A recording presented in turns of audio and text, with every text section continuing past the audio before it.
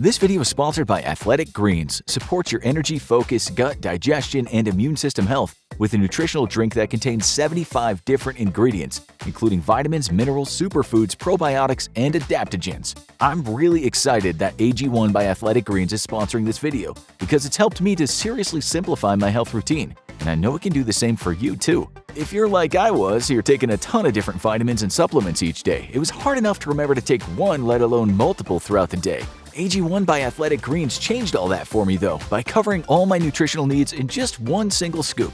Honestly, it's that easy. Instead of a bunch of tablets and capsules, I now have one single scoop of AG1 in 8 ounces of water first thing in the morning before my coffee, and then I'm set for the day. That's really it. Not only does it start my day off right by drinking a whole glass of water, something that's extremely important as you're about to see, but even better, because it's mixed with water, it's more efficiently absorbed by the body. I originally started taking supplements to aid with recovery after working out, and I've found after drinking AG1 for a while now that it does that, but so much more too. My digestion is better, and I feel like I have more energy sustained throughout the day. So much that I rarely need an afternoon coffee now to get that late day focus back. So what are you waiting for? Go try AG1 by Athletic Greens for yourself by going to athleticgreens.com/theinfographic show and start simplifying your health routine just like me. Athletic Greens is going to give my community a free 1-year supply of immune-supporting vitamin D and 5 travel packets with your first purchase. Now, about how necessary that water you mix with your AG1 is. It's time to lose that quarantine 15 or so. You're scanning the internet looking for the latest diets. This all radishes diet doesn't sound very appealing, so you move on to the next one and wait, what's this? Lose a ton of weight with the no water diet? Well, that sounds easy. What could go wrong? Maybe you'll just go for a run instead. But what would happen if you actually stopped drinking water for a week? For one thing, water is in a lot of things. You might think dropping water from your diet is easy, but it's probably the first ingredient in anything you're going to drink. So you're essentially going on an all no liquids diet, which makes you thirsty just thinking about it. But going without water for a week is even more than just uncomfortable. It can be dangerous and, depending on the circumstances, even fatal. Day 1. You don't have to do anything too extreme to find out about this one. You might even have gotten most of the way there. You know those hot days when you're busy and running around and there's just no time for self-care with all those errands you have to run? The next thing you know, it's 3 p.m. and you haven't drank anything since you left the house. And suddenly you feel a little woozy? A full bottle of Snapple later and you're ready to take on the world again. That was your body telling you to drink something, and it knows how to make itself known. Anyone who doesn't drink and feels the signs of dehydration will likely experience excessive sweating, dry mouth, a headache, possibly nausea and fatigue, and maybe even dizziness if it gets bad enough. These symptoms aren't too dangerous unless they distract you when you're driving or handling heavy machinery, and the odds are anyone who feels them will take the hint. But this isn't true in all cases. What's it like to go 24 hours without food or drink? A lot of people do it pretty regularly. Most intermittent fasters do drink during the fast, but that's not the case for certain religions. Jewish people in particular have several fast days a year where they go from one sunset to another without eating or drinking, but at least they get to sleep 8 of those hours away before the hunger and thirst settles in. If you asked most of them how it makes them feel, they'd probably say grumpy. The symptoms of the first day are more unpleasant than anything. Suddenly, everything takes more effort. You just want to lie down and sleep until you can eat and drink again. Although you might spend the entire day of Yom Kippur in the temple praying, which is another way to distract yourself, but the odds are you'll only get past 1 day without drinking without too many ill effects. But that might not be the case if you keep at it. Day 2.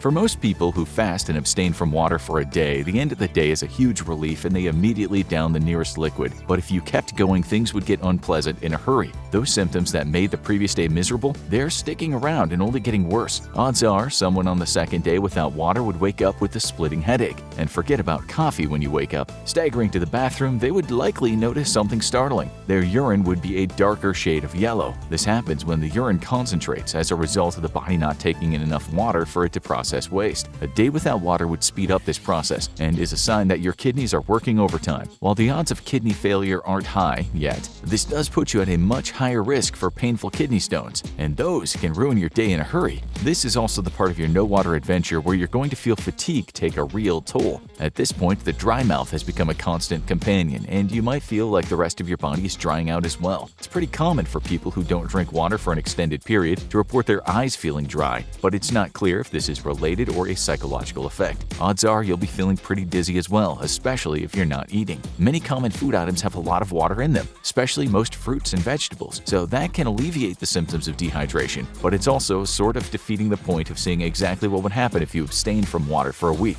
However, some of the food items also can have the opposite effect. If you've ever eaten salty or spicy foods, you know they only make you want to drink more, so stay away from those potato chips. But some people might be able to go without drinking at all. Those foods that are packed with fluids are also often packed with nutrients. Some people believe it's healthier to get their water from fruits and vegetables and not tax their body by drinking too much water. Is this actually true? There's no evidence that drinking water is less healthy, but doctors agree that people can stay hydrated without water. Just make sure you keep on top of that water intake from your favorite produce. The fruits and vegetables with the highest water content include watermelon, strawberries, cantaloupe, peaches, oranges, cucumbers, and lettuce. Question is, how long can you actually go? This is sort of a choose-your-own-adventure thing, because how you behave during your no-water fast is going to play a big role in how long you can hold out. Your body consumes the water it has stored up to keep itself running, but it doesn't always consume it at the same rate. If you're staying home in an air-conditioned room and watching Netflix, your body isn't exerting much energy and it won't consume much fluid. However, if you're trying to go about your daily life on a hot summer day, running from place to place, that lack of water is going to catch up to you very quickly. But by day 3, the odds are you'll be feeling the pain no matter what. Day 3. How important can water be to the body anyway? Try this fact on for size. A majority of our body weight is water. Water makes up around 60% of the average person's body weight. In children, it's up to 3/4. And your body is going to start using that water up fast. That's why people who go on crash diets combined with heavy workouts wind up losing a lot of weight very quickly. Their body is losing water weight at a speed that isn't sustainable for long term. Your body's constantly shedding water through sweating and urinating, and that doesn't stop now. Odds are that on your 3rd day without water, you'll be too exhausted to do much, unless you're scarfing fruits and vegetables, in which case you might not notice much at all. But while the standard external symptoms might seem stable, that's not the case for what's happening inside your body, because the damage that's happening now is largely invisible. Your body has been adapting to the lack of water in a less than healthy way since the start. As your body dries up, you sweat less because your body is conserving moisture. This means that your body can't regulate heat as well and your temperature starts rising. This is why people who dehydrate in hot desert climates tend to struggle much more, because their bodies quickly reach the critical mass where their organs start to shut down from overheating. If that's the case, day 3 might be the end of the road, as you die from a dehydration-induced fever and organ failure. But that wouldn't make for a very interesting video, so there's still a long way for you to go and a lot more nasty effects to experience. The lack of moisture in the body starts to affect everything, including your blood. It's going to start getting thicker and circulating less, meaning you have less oxygen in your system, and to make up for that, your heart starts beating faster. And that's rarely a good thing. You might even feel a slight surge of energy at this point, making you feel like you're out of the woods. People who've been dehydrating for several days often report feeling less thirst after a while, although the surface symptoms like a dry mouth remain. But this is actually where the lack of water starts becoming the most dangerous. As your drying out continues, you'll have lost roughly 4% or more of your body weight from water alone. This will result in intense blood concentration and your blood pressure will drop. You know that lightheaded feeling? You're very vulnerable to fainting at this point, which means that any risky activity, driving, operating machinery, riding a bicycle, even walking down a flight of stairs, might come with an increased risk of this experiment coming to a sudden and violent end. Not that you're likely to have the energy to do any of those things anyway. You'll have stopped sweating almost completely without rehydrating, which means even slight exertion will make you overheat quickly. At this point, people might start feeling very sick, and any doctor would tell you hit the abort button, because from here it might get a lot rougher. Someone who goes 3 days without drinking and then rehydrates would likely feel a lot of residual weakness until they build their water weight back up. But that first drink of water is going to be the sweetest thing you've ever tasted, and you'll probably be running back and forth to the bathroom for much of the day. You'll likely see all body functions return to normal, including the color of your pee, within a few days. But the same can't be said for those who proceed to the back half of this challenge, because your body is entering the point of no return. Day 4. You know how sometimes you have to make some tough budgeting decisions? Hours get cut back at work, so it's necessary to decide what's more important, the vegetable budget for the month or that copy of Elden Ring. Well, that's an easy decision, but it's nothing compared to the decisions your body will have to make once you reach day 4 without water. Moisture is necessary to survive, and the body doesn't have enough energy to maintain blood pressure at a level where you'll stay conscious. So it's necessary to shift what remains to the places that matter most, mainly the heart, the lungs, and the brain. After all, if your body keeps breathing and the brain keeps working, maybe you can make your way out of this. But that means the non-essential organs start losing function, and that doesn't just include truly non-essential organs like the appendix or gallbladder. It means that some of your body's most important systems start to shut down. Your kidneys have been struggling for a while, as that dark urine made very clear. Your body isn't able to successfully process and flush out all that waste matter, and this leads to cellular buildup on the kidneys. Not only will your urine quickly become darker and urinating might become painful, but the lack of successful elimination can make you sick. Millions of people around the world suffer from kidney failure, needing a transplant or dialysis to flush out their systems, and anyone who doesn't give their kidneys the tools they need to do their work might find themselves at risk of blood poisoning. And that's just the start of organ failure. Another area of water deprivation that could be a massive pain in the butt, literally, is what it does to your digestive system. You might notice when you don't drink enough, you become constipated. That's probably going to start early on in your no-water diet, although how noticeable it is depends on how much you'll be eating during this whole ordeal. The less you eat, the less work your system has to do, but that also speeds up the malnutrition and lack of energy for your body. It's also likely that the no-water diet might result in blockages in the digestive tract. Some might be able to resolve themselves with rehydration, but others might even require surgery to get their bowels moving again. And without moisture, the tissue of the intestines might start dying just like the kidneys, leading to permanent damage. This is probably the last chance to turn back. Day 5. Anyone who's made it to this point in a no-water diet and isn't rehydrating through other means has likely caused serious damage to their body. Most people who do this are either those on extreme hunger strikes for political causes or those who don't have any choice, and those who find themselves in extreme situations, being stranded on an island or in the middle of a desert, often resort to extreme solutions. Some may actually make things worse, like drinking seawater. While this might look refreshing, it's loaded with salt and actually makes the dehydration worse. The human body can't process liquid with such a high salt content, and it'll lead to your body losing more water than it takes in. By now, you won't be in good shape at all, and the dehydration will be taking its toll both inside and out. Your body will be conserving energy wherever it can, and that includes drawing moisture from the skin. Your skin is likely to become dry and shriveled as you continue to lose unhealthy amounts of water weight. You'll have stopped peeing entirely at this point, as your kidneys are too weak and damaged to produce urine. Your muscles will be suffering from a lack of energy and moisture, and you'll likely be dealing with extreme cramps and spasms. If you're in a hot environment that's sapping moisture quickly, you'll likely be dead already. But if you're in a relatively stable situation, the odds are you're still alive, but in rough shape. Anyone who starved themselves of water for 5 days will likely be too weak and in too much pain to take more than a few steps, and will likely be drifting in and out of consciousness. And your own body will also be working against you. If you're not too exhausted to move and you're in an air-conditioned location, at least your body won't be using up too much moisture, right? You might think you're essentially in a holding pattern at this point, but there's one massive factor that's going to cause you to keep losing those few remaining drops. You know when you exhale in cold weather, you see all that moisture collect on the glass? Haha, you just wrote a swear word in it. Fun times. Anyway, that's because every time you breathe, you're exhaling moisture, and that adds up quickly.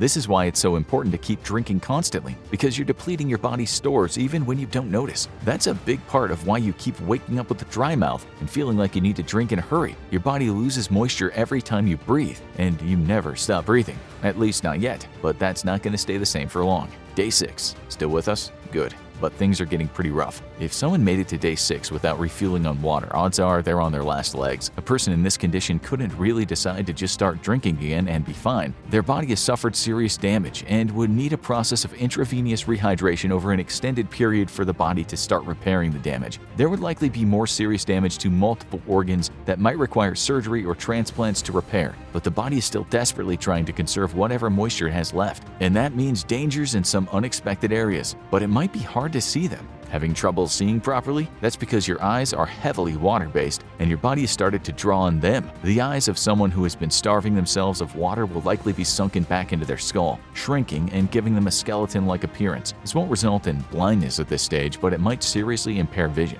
Not that it'll be easy to keep your eyes open or call for help, as the extreme dry mouth has had another unpleasant effect. As people die of thirst, their tongues start to swell up. Not only does this make it harder to talk, but it can actually sabotage the person's survival, making it challenging to swallow water properly if someone comes upon it in the desert. And that's nothing compared to the most dangerous point of failure. Your brain is probably the most complex part of the body, a bundle of countless nerves all firing constantly, and a little disruption in it can ruin the whole machine. But like every other part of your body, it requires requires moisture to keep running. As the body runs out, the brain begins to shrink within the skull and sustain damage from the dehydration. But this comes with a more immediate threat. As it pulls away from the skull, there's a chance that this will cause areas of the brain to tear and cause a fatal brain bleed, which will bring an abrupt end to the no water experiment before the final stage. So at this point, someone who has gone without water for 6 days is in constant pain, their organs are failing, their senses are going, and they'll need serious medical intervention if they're going to survive. So what's coming on day 7?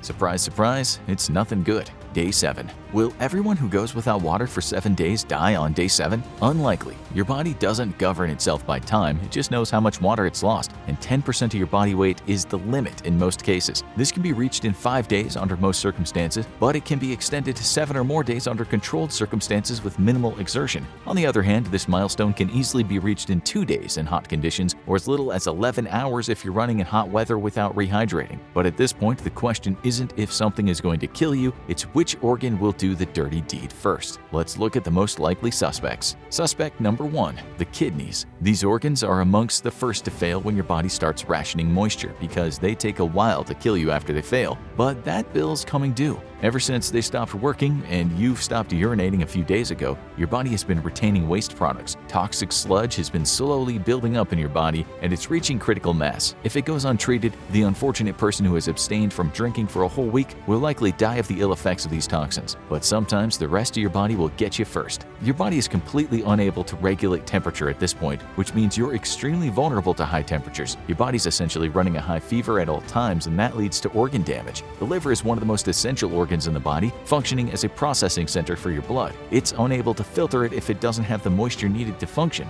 and if it starts failing, you'll likely die of blood poisoning very quickly. The heart and lungs are likely the last to go, and anyone who's gotten this far is likely to die of something else before these get them. Sounds like the no water diet is probably a pretty bad idea, to put it mildly. But that raises the question, how long can someone actually go? Assuming someone goes without any nutrients, no food, and no water, it's estimated that 8 days is probably the maximum length for survival in most circumstances, but some cases have lasted as long as 21 days. Are those people medical miracles? Quite the opposite. These people are usually dying already. They're often people in hopeless conditions, either with a terminal illness or extreme brain damage with no hope of recovery. Depending on the laws, it's sometimes possible for the person or next of kin to request all nutrition and hydration to be withdrawn to allow them to pass more peacefully. This was the case in the controversial case of the brain-damaged Terry Schiavo. These people often last longer than most cases without water because they expend extremely little energy from the start, usually just lying in bed and breathing due to their condition. Meanwhile, a person finding themselves dying of thirst in a desert would likely be desperate to get out of the situation and work themselves to death in a hurry. But water, when consumed, is nothing short of a miracle worker. Hunger strikes without water usually only end one way and are pretty short.